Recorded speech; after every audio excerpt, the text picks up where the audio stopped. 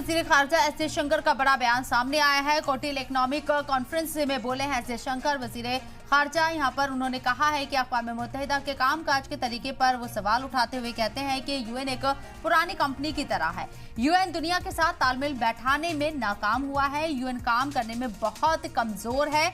वाज़ेह है कि यूएन की चारों तरफ मजम्मत हो रही है और अब हिंदुस्तान की तरफ से भी, भारत की तरफ से, वज़ीर ख़ारजा एस जयशंकर की तरफ से ये बयान दिया गया है। यूएन के काम काज करने के तरीके पर सवाल उठाए गए हैं। यूएन को बहुत कमजोर बताया गया है। The UN, in a way, is like an old company, not entirely keeping up with the market, but occupying the space.